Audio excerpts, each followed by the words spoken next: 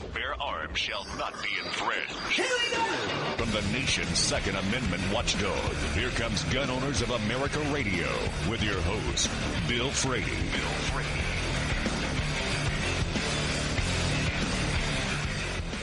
Good evening and welcome to Gun Owners of America Radio, episode 101. That's if you're keeping up with the podcast. Number to get in, 703-776-9264. That's 703-776-9264.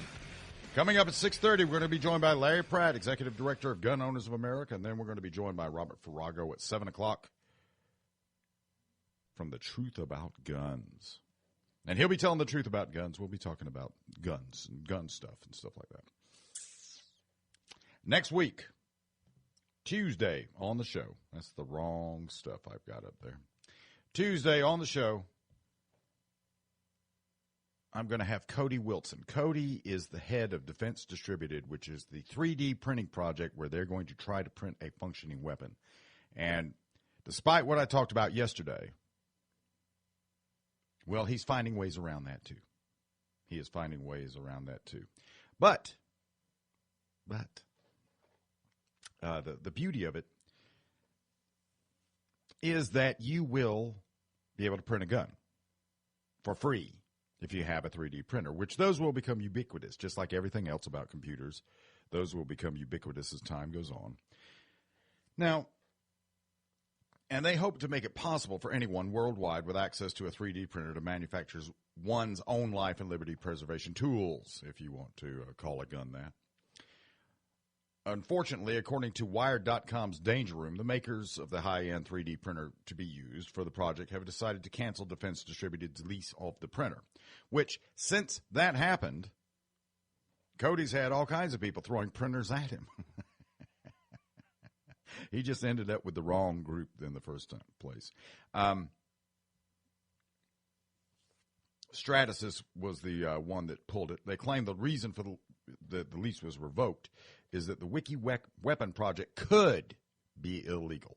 Not is illegal, not is going to be illegal, but that it could be illegal in talks that he's had with the ATF.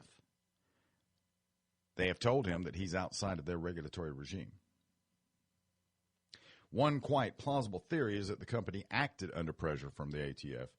Manufacturing a firearm at home without any kind of licensing is quite legal as long as the gun itself is not subject to heavy regulation under the NFA, i.e. fully automatic or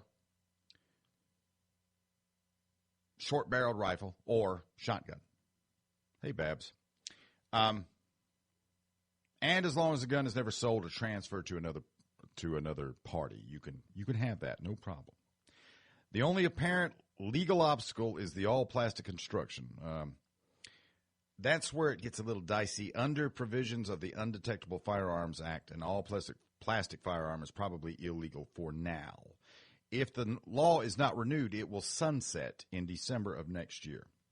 Something to keep in mind when voting for those who presume to write your laws. The all-plastic construction is also one of the largest mechanical challenges, and I don't want to give too much of it away, but I talked to Cody about that at length. And that's something they're going to try to overcome. In addition to that, they're also going to try to solve the problem of ammunition, which is to say they could possibly be printing ammunition before it's all over with. Right now, the firearm they're trying to print would be limited to a 22 rimfire, and it will likely only survive one shot until they solve a couple of problems with it. As such, the gun's only use as a resistance weapon would be the same role played by the Liberator pistol of World War II, but less capable. That is pretty much largely beside the point, though. It's the Wiki Gun project is more proof of concept than an attempt to produce practical firearms right now. Cody admits that. A lot of people admit that. This, when they pull this off, this will be the end of gun control. It will also be the end of the government monopoly on force that everybody wants. Nobody's going to be able to do it. So the Coalition to Stop Gun Violence, their fantasy world is becoming an idle fantasy, and not a moment too soon. The Law Center to Prevent Gun Violence, the group formerly known as the Legal Community Against Violence, or LCAV, is holding an event called Truth Telling, the Media's Role in the Conversation on Guns on October 25th of this year. It will be held at the University of California Hastings College of Law. It has a really nice invitation inscribed. The Law Center to Prevent Gun Violence and Opus 2 International are pleased to present Truth Telling, the Media's Role in the Conversation on Guns, October 25th, 2012, blah, blah, blah, where it's going to be RSVP required. Free to members, UC Hastings students and faculty, $12 to all other students, $20 to non-members. The Law Center reserves the right to refuse admittance. Following hors d'oeuvres and a wine reception, a diverse group of journalists from local and national news outlets will share their perspective on the role the media plays in the national conversation on guns, particularly in an election year. As the information age has become incredibly fast-moving and complex, the media's power to inform, educate, and persuade has also grown. Meanwhile, the topic of gun violence in America remains complicated and fueled by passionate beliefs from all sides. What are some of the challenges journalists and news agencies face when trying to tell the truth about American gun laws? What impact does the national political debate have on the media's approach to this issue? Blah, blah, blah. Okay. All right. Without going down the names of anything. Josh Berger is a director of CalGuns Foundation, which is a pro-gun entity. And he had purchased tickets to the event. He went to the Gun Rights Policy Conference in Orlando that Robert just got back from. You could only guess what he had waiting for him when he got back. It was not the tickets he had ordered, but rather a refund of his money with the note below. And I quote, "Dear Mr. Berger, thank you for your interest in our event. Truth Telling, the media's role in the conversation on guns, is primarily being offered for our supporting members and their guests and is designed to educate and inspire them to stand with us in our work preventing gun violence. We are aware of your viewpoint on this issue and on our work, and while we respect your right to advocate them appropriately, this is not an appropriate platform for debate. For these reasons, we do not feel it is appropriate for you to attend this event. Enclosed is the refund for your tickets. Thanks, Robin Thomas."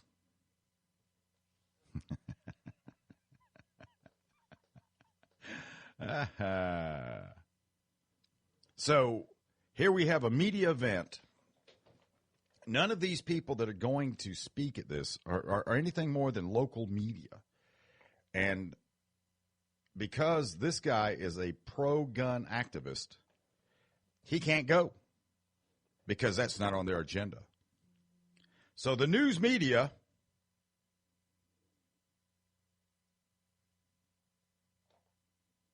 has nothing that they want to discuss other than taking guns from you to prevent gun violence.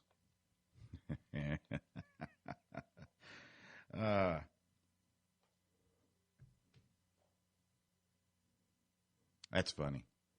The media bias is clearly out there. I think that's going to be the subject of my next blog at The Truth About Guns.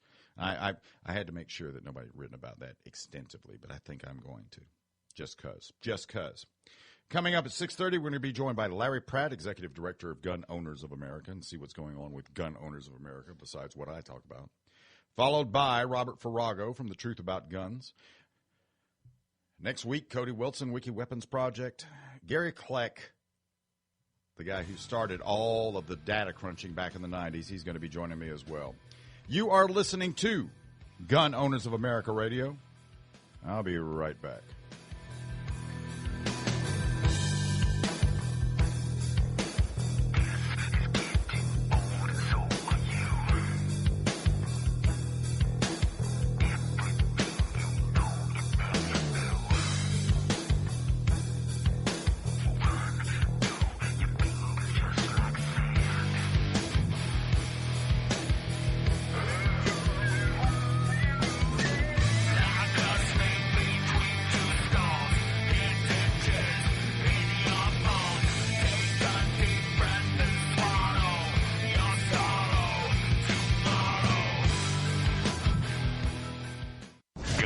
Gunowners of America Radio. Through rapid growth and expansion, James Firearm is becoming the fastest growing dealer in the Southeast. They have everything the weapons enthusiast can imagine. Collectible or tactical, long guns and handguns, hunting or competition. James Firearm has something for everyone. In addition to the complete line of accessories, ammunition, and firearms, they have also gone into manufacturing and launched Palmetto State Defense. Their PSD-15 is finding its way into the hands of shooters nationwide, quickly earning a reputation as a solid platform. Find them online at jamesfirearm.com or call 864-469-9870 and let James Firearms show you what all the excitement is about. Less than 5% of all American firearms owners seek out and attend professional training. Defensive Concepts North Carolina wants to change that. Defensive Concepts' mission is to deliver high-value instruction in armed and unarmed defensive skills and tactics. Their training capabilities encompass nearly all disciplines of personal defense. Rifle, shotgun, pistol, or hand-to-hand. Take a look at the courses they offer and the unique services available at defensiveconceptsnc.com. Let Defensive Concepts usher you into the elite 5%. Hey, this is Pastor Ken Blanchard of the Urban Shooter Podcast. Check us out at blackmanwithagun.com. The Urban Shooter Podcast. News, views, interviews, and more. And you can get all the details at blackmanwithagun.com. Back to you, Bill. Shalom, baby.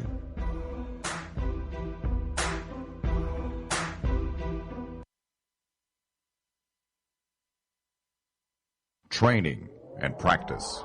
These are the primary elements needed for proficiency. SC Gun School realizes that life often gets in the way for the armed American. Their courses are designed to bring you up to speed in a very short period of time, while at the same time taking the student out of the comfort zone.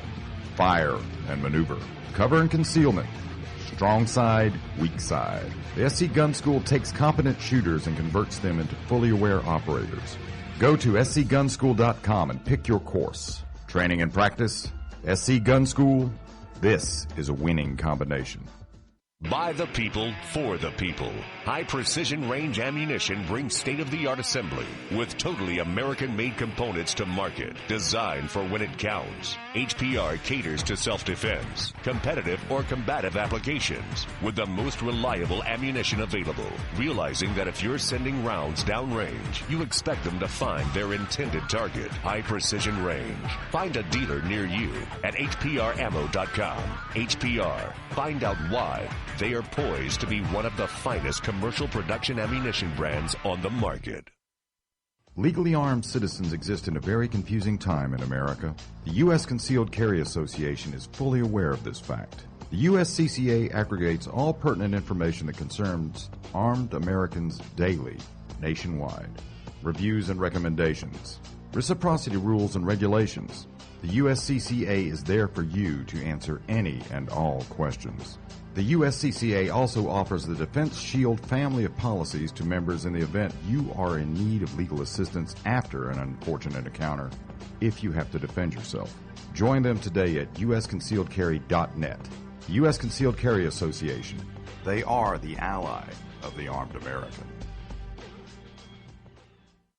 They're your friends. They are military and law enforcement. They surround you anonymously. The defining lines between good and evil. They are the sheepdogs, guarding the lambs from the wolves. SheepdogsInc.com celebrates the protectors, the never-changing mindset of I will hold the line, so your sleep is peaceful. The apparel of SheepdogsInc.com is worn proudly by the modern-day samurai, present-day warriors, and citizens at home. Do you have the courage, the unwavering belief in protecting what is dear to you? Then go to sheepdogsinc.com and join the ranks with the nation's finest. Sheepdogsinc.com. We prey on the predators that would do you harm. Experience the fog of war. American Milsim is regarded as one of the top Milsim event organizers in the country. American Milsim creates a one-of-a-kind, fast-paced, and dynamic Milsim experience. From Hilo, Infill, Exfil, and simulated Kosovo missions to simple force-on-force, there's a role for every level of operator. American Milsim's direct action missions give you the means to test your